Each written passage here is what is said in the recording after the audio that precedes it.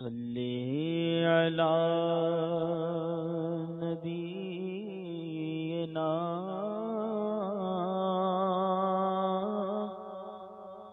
صلی علی محمد۔ السلام علیکم ورحمۃ اللہ وبرکاتہ۔ الحمد للہ رب العالمین والصلاة والسلام علی سید الانبیاء والمرسلین وعلی آلہ واصحابہ اجمعین۔ فاعوذ باللہ من الشیطان الرجیم، بسم اللہ الرحمن الرحیم۔ قد جاءکم بصائر من ربکم فمن ابصر فلنفسہ ومن عمی فعلیہا وما انا علیکم بحفیظ۔ صدق اللہ العظیم۔ سرور کہوں کہ مالک و مولا کہوں تجھے، سرور کہوں کہ مالک و مولا کہوں تجھے، باغ خلیل کا گلے زیبا کہوں تجھے، حرمہ نصیب ہوں تجھے امید گہ کہوں، حرمہ نصیب ہوں تجھے امید گہ کہوں یا رسول اللہ علیہ الصلوۃ والسلام۔ حرمہ نصیب ہوں تجھے امید گہ کہوں، جانے مراد و کانے تمنا کہوں تجھے، تیرے تو وصف عیب تناہی سے ہیں بری، تیرے تو وصف عیب تناہی سے ہیں بری، حیران ہوں میرے شاہ میں کیا کیا کہوں تجھے، لیکن رضا نے ختم سخن اس پہ کر دیا، خالق کا بندہ خلق کا آقا کہوں تجھے۔ آئیے ہم سب مل کر حضور اکرم نور مجسم رحمت عالم ارواحنا فدا صلی اللہ تعالی علیہ وسلم کی بارگاہ بے کس پناہ میں ہدیہ درود و سلام پیش کریں اور پڑھیں اللہم صلی علی سیدنا و نبینا و شفیعنا و حبیبنا و مولانا محمد وعلی آلہ واصحابہ وبارک وسلم، صلاۃ و سلام علیک یا سیدی یا رسول اللہ صلی اللہ تعالی علیہ وسلم۔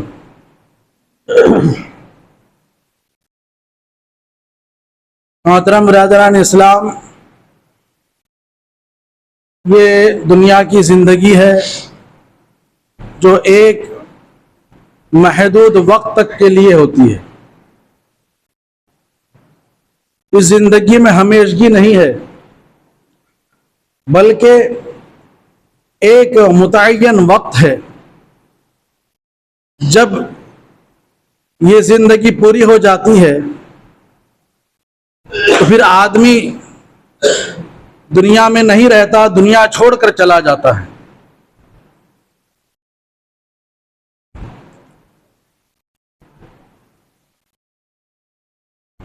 دنیا چھوڑ کر چلا جاتا ہے، موت طاری ہو جاتی ہے، اور ہر ایک پر موت طاری ہوتی ہے۔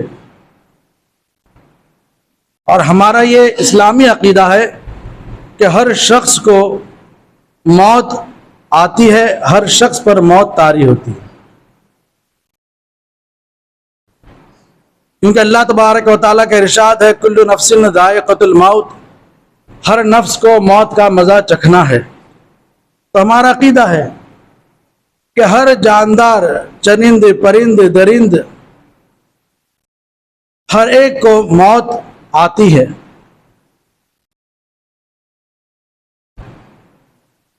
اور یہ غیب نہیں ہے، بلکہ ظاہر و باہر بات ہے، بدیہی بات ہے، سب دیکھتے ہیں کسی نہ کسی کو موت آتے رہتی ہے۔ اگر یہ غیب کا معاملہ ہوتا تب بھی ہم اس پر ایمان رکھتے ہیں، مگر یہ غیب کا معاملہ نہیں ہے، اندیکھی بات نہیں ہے، تو سب مانتے ہیں، کافر مانتے ہیں، کسی قوم سے تعلق رکھنے والا ہو، کسی مذہب کا ماننے والا ہو، موت کا انکار کوئی نہیں کرتا۔ موت واقع ہو جاتی ہے، اس کے بعد جو ہے دنیا چھوڑ کر آدمی چلا جاتا ہے۔ اور کہاں جاتا ہے اس بارے میں ہمارا عقیدہ یہ ہے کہ وہ عالم برزخ میں جاتا ہے۔ جو ہی اس کا دم ٹوٹا روح پرواز کر گئی تو اب وہ دنیا کو چھوڑ کر عالم برزخ کی طرف کوچ کر جاتا ہے. گویا کہ ایک طرف سے آیا اور دوسری طرف چلا گیا. پتہ یہ چلا کہ یہ جو دنیا کی زندگی ہے یہ ایک سفر ہے کہ جیسے آدمی کو سفر کرنا ہوتا ہے، وہ اپنے قیام سے اپنی جگہ سے نکلتا ہے دوسری جگہ پہنچنے کے لیے، اور وہ یہ جانتا ہے کہ اب مجھے جب تک کہ وہ منزل تک نہیں پہنچنا ہے راستے میں رہنا ہے، راستے کا سفر طے کرنا ہے. منزل تک پہنچ جاتا ہے تو بس راستہ ختم، حالت سفر میں جو تھا وہ حالت ختم ہو جاتی ہے. تو یہ دنیا کی زندگی کا بھی یہی معاملہ ہے کہ آدمی دنیا میں آتا ہے، اس کے بعد سفر کرتا ہے کس کی طرف؟ عالم برزخ کی طرف. جب موت آ جاتی ہے تو وہ عالم برزخ کی طرف منتقل ہو جاتا ہے. تو اس سفر کو طے کرنے والے لوگوں میں 3 قسم کے لوگ ہوتے ہیں. ایک تو وہ جو اس دنیا کی زندگی کا سفر طے کرتے ہیں شریعت و سنت پر قائم رہ کر، وہ سیدھے راستے پر قائم ہوتے ہیں، ادھر ادھر کے راستے کی طرف متوجہ نہیں ہوتے، اس لیے کہ وہ جانتے ہیں کہ ایک ہی راستہ ہے جو سچا راستہ ہے. اگر اس کے علاوہ راستے کو اختیار کریں گے تو ہم اپنی منزل تک نہیں پہنچ پائیں گے، کسی اور طرف بھٹک جائیں گے. تو وہ سیدھے راستے پر ہوتے ہیں اور صحیح سمت میں ہوتے ہیں، اور اس کے علاوہ وہ یہ کرتے ہیں کہ دنیا کے کاموں میں، دنیا کی جو رنگینیاں ہیں، دنیا کے جو تماشے کھیل کود ہیں وہ ان میں نہیں پڑتے، اور اسی دوران ان کی موت آ جاتی ہے تو گویا کہ وہ اپنی منزل تک پہنچ چکے، اپنی منزل تک کے وہ خیر و عافیت کے ساتھ پہنچ گئے. وہ کون لوگ ہوتے ہیں؟ وہ لوگ ہوتے ہیں جو اللہ و رسول کے احکام کی بجاوری کرتے ہیں اور گناہوں سے بھی بچتے ہیں اور دوسرے راستوں کو اختیار نہیں کرتے بلکہ سیدھے راستے پر مضبوطی سے قائم ہوتے ہیں. اور ایک قسم وہ ہے لوگوں کی کہ جو سیدھے راستے سے بھٹک جاتے ہیں اور دوسرے راستوں کو اختیار کرنے لگتے ہیں، دوسرے راستوں پر چل پڑتے ہیں. اور سرکار دو عالم صلی اللہ تعالیٰ علیہ وسلم نے ارشاد فرمایا تھا کہ ایک ہی راستہ ہے جو سیدھا راستہ ہے، اس کے علاوہ جتنے راستے ہیں ہر ایک راستے پر شیطان بیٹھا ہوا ہے اور وہ گناہوں کی طرف جو ہے ابھارتا ہے. تو ایک قسم وہ لوگوں کی ہے کہ جو دنیا کی زندگی کی پیچیدگیوں سے ڈرتے تو ہیں، گناہوں سے پرہیز کرنے کی کوشش تو کرتے ہیں، اپنے آپ کو گناہوں سے بچاتے ہیں اور اپنے آپ کو اچھا ظاہر کرتے ہیں، لیکن وہ سیدھے راستے پر نہیں ہوتے ہیں، وہ کسی اور راستے کو اختیار کر لیتے ہیں. وہ کون لوگ ہیں؟ وہ یہی لوگ ہیں جو رافضیت والے ہیں، جو شیعیت کی طرف ہوتے ہیں، جو تفضیلیت کے راستے پر ہوتے ہیں، جو دیوبندیت کے راستے پر ہوتے ہیں، جو غیر مقلدیت کے راستے پر ہوتے ہیں. وہ ہیں جو گناہوں سے بچنے کی کوشش کرتے ہیں لیکن ان کے پیر ڈگمگا گئے سیدھے راستے تو وہ دوسرے راستے پر نکل گئے اور پھر اسی دوران ان کی موت آ جاتی ہے تو پھر وہ کہیں کے نہیں رہتے. تیسری قسم ان لوگوں کی ہے کہ جو سیدھے راستے پر تو ہوتے ہیں، صحیح سمت میں ہوتے ہیں، لیکن دنیا کی رنگینیوں میں جو ہے مست ہوتے ہیں، دنیا کے کھیل کود میں پڑ جاتے ہیں. وہ لوگ ہیں جو سچے راستے پر ہوتے ہیں، سنی صحیح العقیدہ تو ہوتے ہیں لیکن گناہ میں ملوث ہوتے ہیں. غفلت ان کی جو ہے عقل پر پڑ جاتی ہے اور وہ گناہوں میں ملوث ہو جاتے ہیں، کھیل کود میں پڑ جاتے ہیں اور اسی دوران ان کی موت آ جاتی ہے. تو وہ گویا کے منزل مقصود تک تو پہنچے مگر افسوس کرتے ہوئے، پچھتاتے ہوئے، کفے افسوس ملتے ہوئے، گناہوں کا بوجھ لیتے ہوئے، اللہ کی نافرمانی کا داغ اور دھبا اپنے اوپر لے کر جو ہے وہ پہنچتے ہیں. اور آج انہی لوگوں کے متعلق کچھ باتیں عرض کرنا ہے. آج کا حال یہ ہے کہ لوگ گناہوں کی دعوت دینے لگتے ہیں، پہلے کا حال وہ تھا کہ لوگ نیکیوں کی طرف بلاتے تھے، مسجدوں کی طرف بلاتے تھے، نیکیاں جو ہے ایک دوسرے کو بتاتے تھے، ایک دوسرے کی اصلاح کی کوشش کرتے تھے. مگر آج وہ وقت آ گیا ہے کہ اگر کسی کی اصلاح کی کوشش کی جائے تو وہ یہ کہہ کر اپنا دامن جھاڑ لیتے ہیں کہ ہمیں اپنا جواب دینا ہے. تمہیں کیا کرنا ہے؟ تم اپنا راستہ اختیار کرو، ہم راستہ اپنا اختیار کریں گے. وہ اپنی خواہشات پر چلتے ہیں اور وہ یہ سمجھتے ہیں کہ اللہ تو غفار ہے، اللہ تو رحمان الرحیم ہے، وہ تو اللہ بخشنے والا ہے. اللہ تبارک و تعالیٰ قرآن پاک میں واضح طور پر ارشاد فرماتا ہے لیس بامانیکم ولا امانی اہل الکتاب من یعمل سوءا یجز بہ ولا یجد له من دون اللہ ولیا ولا نصیرا.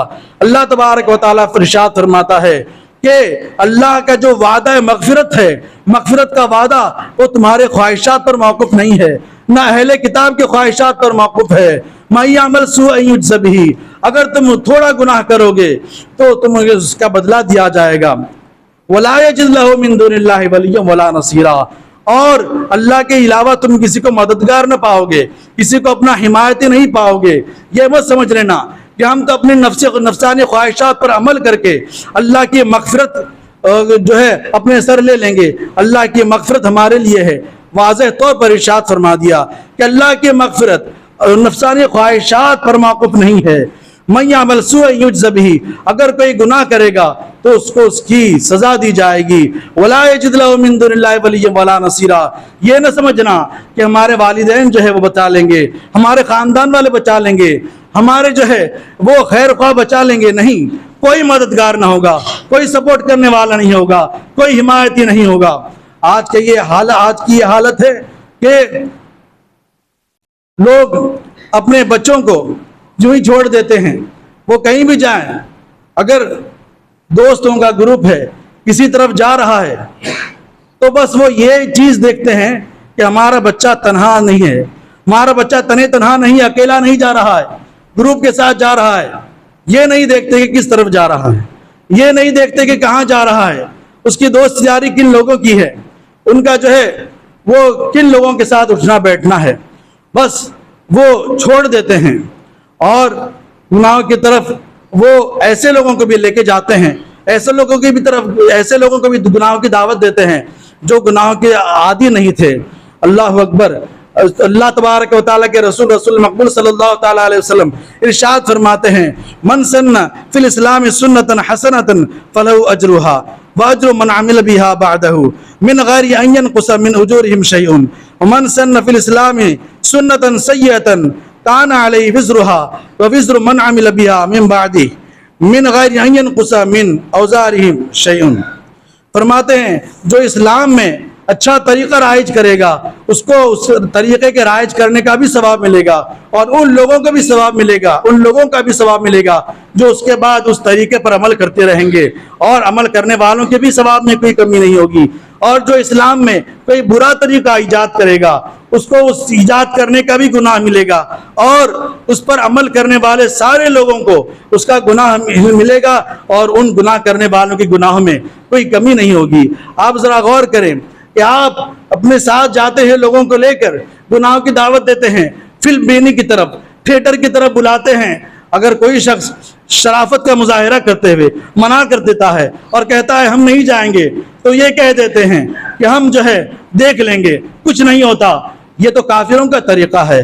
کافر یہی کہتے تھے وقال الذين كفروا للذين آمنوا اتبعوا سبيلنا ولنحمل خطاياكم وما هم بحاملين من خطاياهم من شيء انهم لكاذبون. کافر مسلمانوں سے کہتے تھے کہ تم ہمارے راستے پر چلو، ہم تمہارے گناہ اٹھا لیں گے، ہم تمہارے گناہ کا بوجھ اٹھا لیں گے. اللہ تبارک و تعالیٰ ارشاد فرماتا ہے وما هم بحاملين من خطاياهم من شيء، وہ تمہارے گناہوں میں سے کچھ بھی نہیں اٹھانے والے ہیں، وہ تو جھوٹے ہیں. تو آج جو شخص یہ سمجھتے ہیں کہ ہم کسی کو گناہ کی دعوت دے رہے ہیں تو یہ کچھ نہیں ہے، تو یہ اتنا بڑا وبال ہے کہ اگر ایک ایسے خاندان کے فرد کو آپ نے گناہ کی طرف مائل کیا جو کبھی گناہ نہیں کرتا تھا، اس کے بعد اگر وہ گناہ کا عادی ہو گیا تو جتنے گناہ وہ اس قسم کے کرے گا سارے گناہ کا وبال آپ کے سر پر بھی آیا ہے۔ اسلام کا یہ نظریہ ہے۔ اللہ تبارک و تعالیٰ نے یہ واضح طور پر ارشاد فرما دیا، قد جاءکم بصائر من ربکم فمن ابصر فلنفسہ من عمی فعلیہ۔ اللہ تبارک و تعالیٰ ارشاد فرماتا ہے کہ تمہارے طرف، تمہاری جانب، تمہارے رب کی طرف سے واضح دلیلیں آ گئی، اگر تم اسے دیکھو گے تو جو تمہارے لیے ہی فائدہ مند ہے، یعنی تم ہدایت کو اپنا لو گے تو تمہارے لیے فائدہ مند ہے۔ ومن عمی فعلیہا ما انا علیکم بحفیظ۔ اللہ تبارک و تعالیٰ ارشاد فرماتے ہیں کہ جو شخص اندھا بنا رہا، یعنی ہدایت کو نظر انداز کیا، لاپرواہ ہو گیا، تو پھر اس کا وبال بھی اسی کے سر ہے۔ اللہ تبارک و تعالیٰ کی بارگاہ میں دعا ہے کہ اللہ تبارک و تعالیٰ ہمیں گناہوں سے بچائے اور نیکیوں کو کی اشاعت کرنے کی توفیق عطا فرمائے اور گناہوں کی اشاعت سے پرہیز کرنے کی توفیق عطا فرمائے، اسلام اور سنت پر زندہ رکھے، اسی پر ہمارا خاتمہ فرمائے۔ سبحانک اللہم و بحمدک لا الہ الا انت استغفرک و اتوب الیک برحمتک یا ارحم الراحمین۔